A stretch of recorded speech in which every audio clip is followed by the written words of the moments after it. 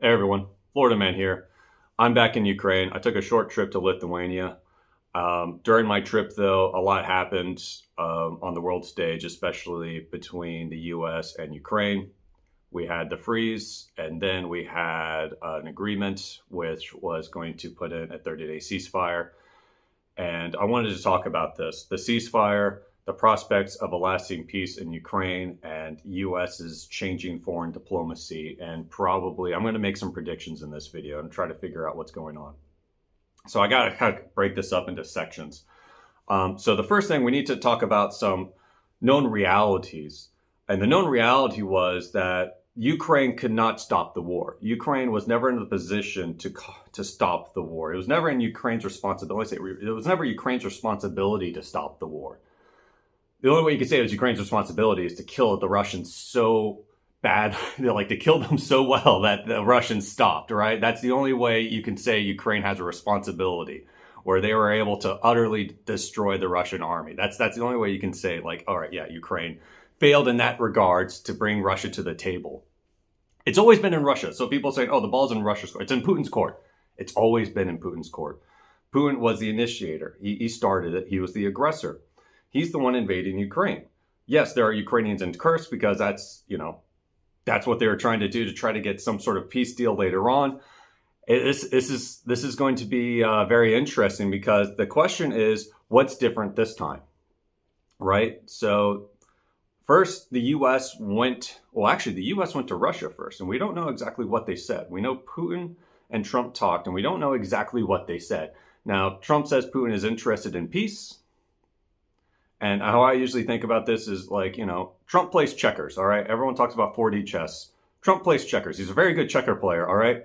I'll give him that, but he's not playing 4D chess. Vance, on the other hand, I do think Vance is playing 4D chess, but he's very Machiavellian.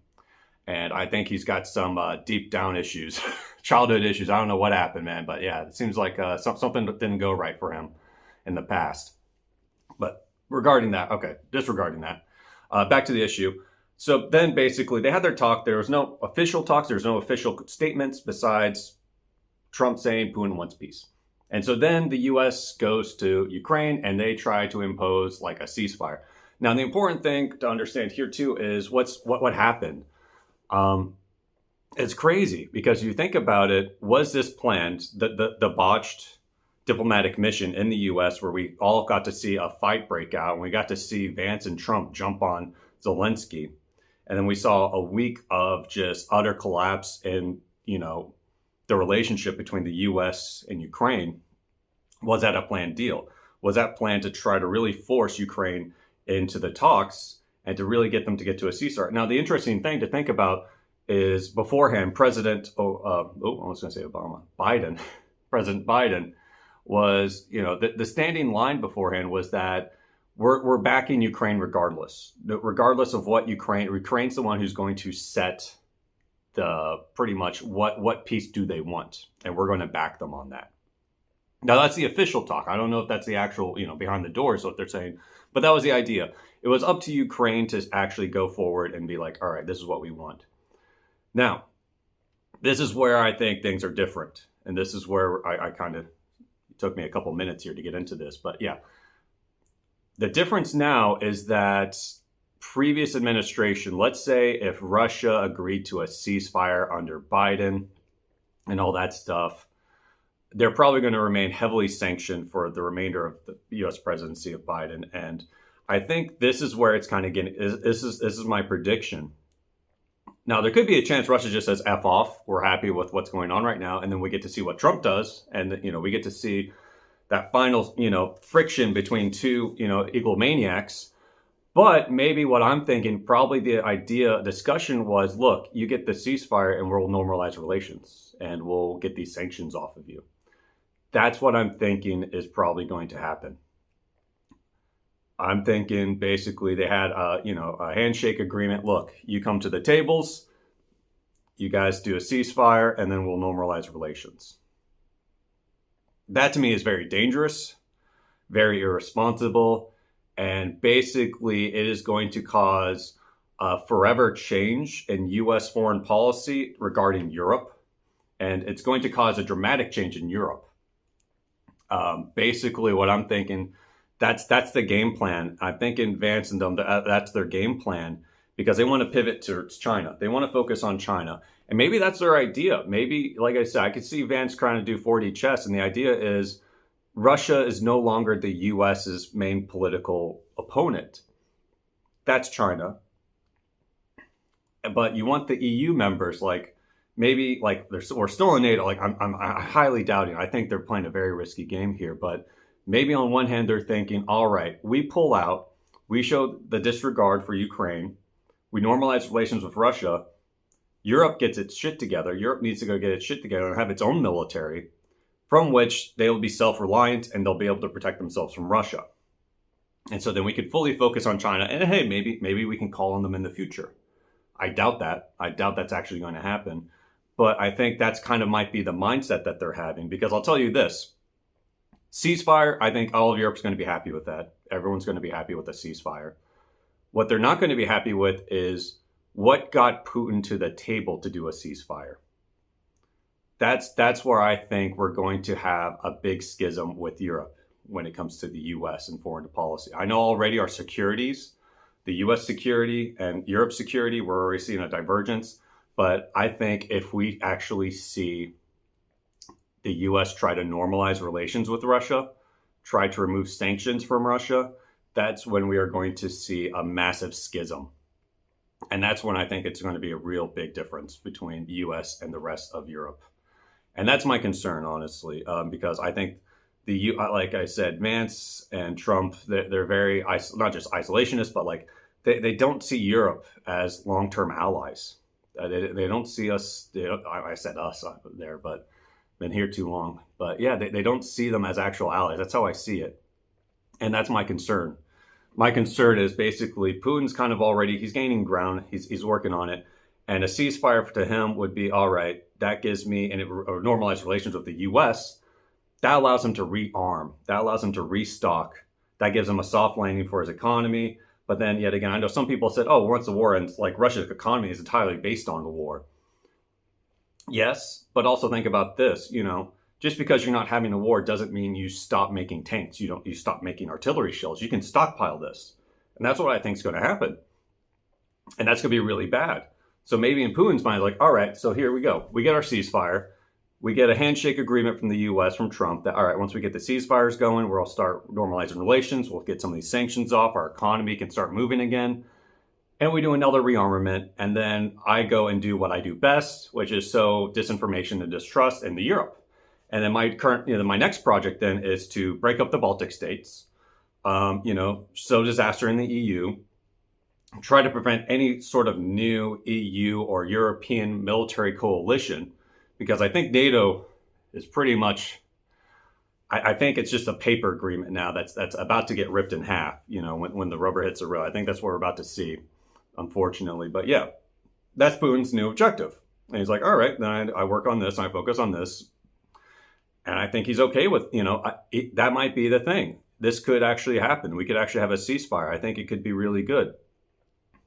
Now, hopefully, the 4D chess in me is like, all right, yeah, we get, we use that trust or we use that guile to kind of, Putin thinks he's getting the good deal with Trump. We get the ceasefire and we get some troops in there. We just got to get troops in there. Once the troops are in there, then Putin's like, oh shit. He's not actually going to attack another country, right? He's not going to try to invoke Article 5 right now. He's got to break this up more, right?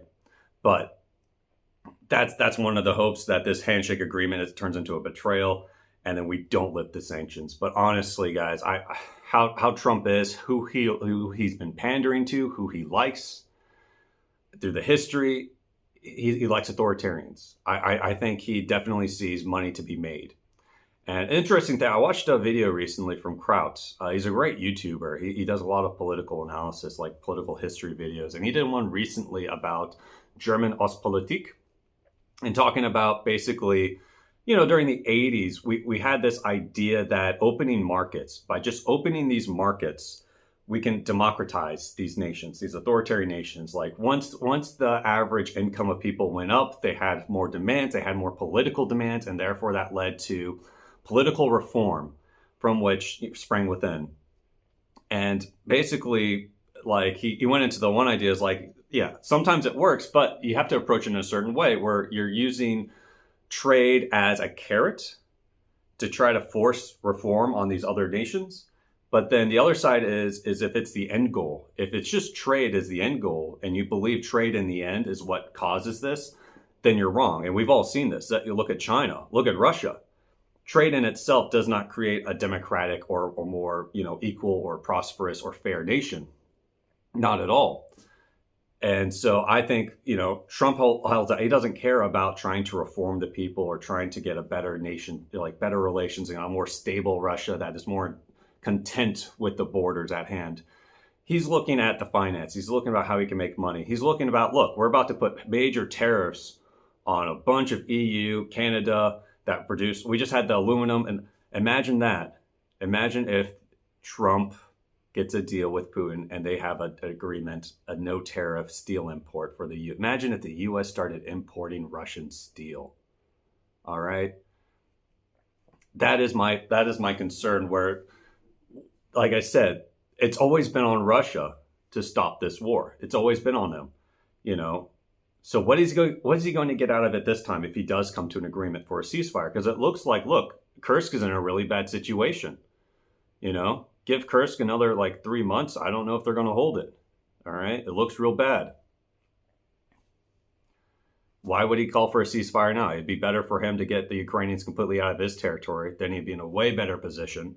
And the Ukrainians would be in a way worse position.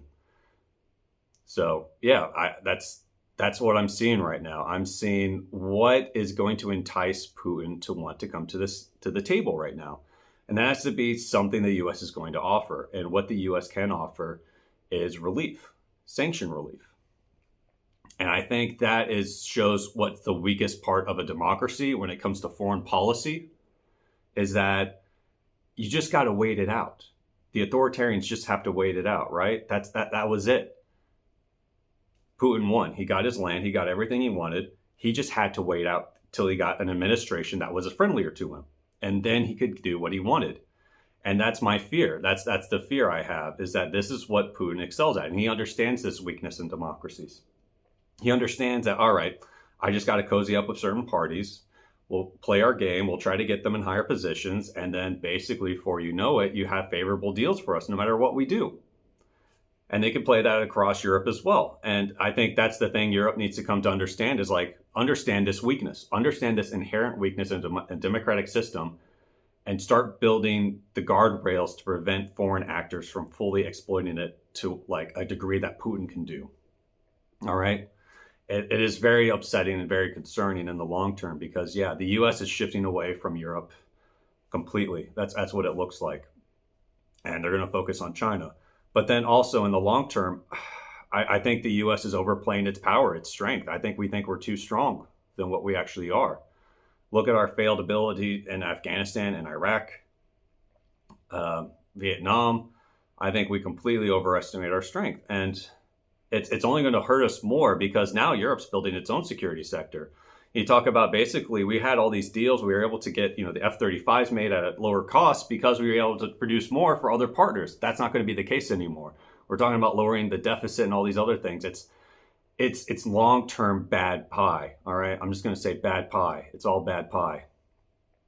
So it plays into China. It plays into Russia.